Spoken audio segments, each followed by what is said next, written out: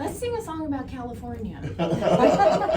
So I am back with Ozell Jackson, Homebridge, and Julie Jackson, also Homebridge Mortgage in Oak Harbor, Whidbey Island. And so we've been talking about investors because we have a lot of individuals that move to Washington State, Whidbey Island, because number one, we have a lot lower taxes than California and Seattle. And I think it's just that Whidbey Island is a whole lot prettier than California, don't you think? Yeah. I think so too. I think so.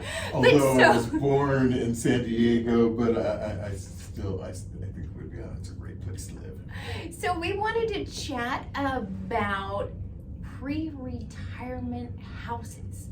I have a lot of clients that will call from California and say, you know, I'm retiring next 2 to 5 years and I want to go ahead and buy my house on Whidbey Island. Now, I've owned a house in California for 5, 10, 20 years. I have a lot of equity. So I wanted to chat with these two brilliant minds on what it looks like to buy an investment property, because it really is investment, because they're not ready to move into it quite yet.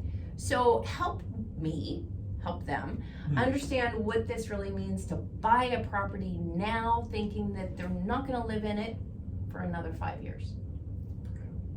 That's interesting. A lot of times people will decide, I want to live in this place and this is going to be my retirement place forever.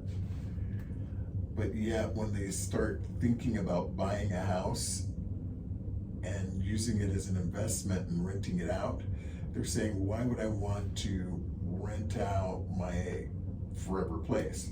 So one of the keys is we have a lot of places here still that have smaller houses on nice acreage that overlook water and have beach access that could be built.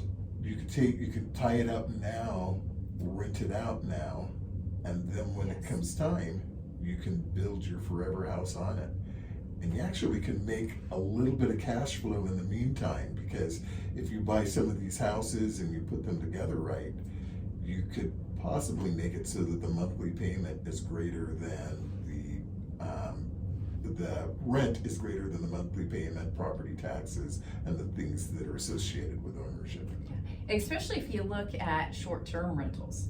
The amount of money that you can bring in nightly on our island can really be phenomenal. One thing to always check though is to make sure the community, the area you want to live in, allows a short-term rental. A lot of our communities are writing up new CCRs. The HOAs are saying we don't want short-term rentals in our neighborhood, so make sure that you really dive into that and make sure you cannot find any specific wording forbidding and not allowing a short-term rental. And that said, you also could put it together where if it doesn't go short-term, you can go long-term rental with potential on some of these. So always look at the potential of what a property has, as well as making sure that it's going to fit your long-term need when it's time to retirement. What do you think on that, Julie? I think it's important to go in with a vision, because if you just walk into a house and think this is going to be the house, I just agree with the fact that you would definitely need to look at what the options are and what more you can do to add income as an income stream in that property.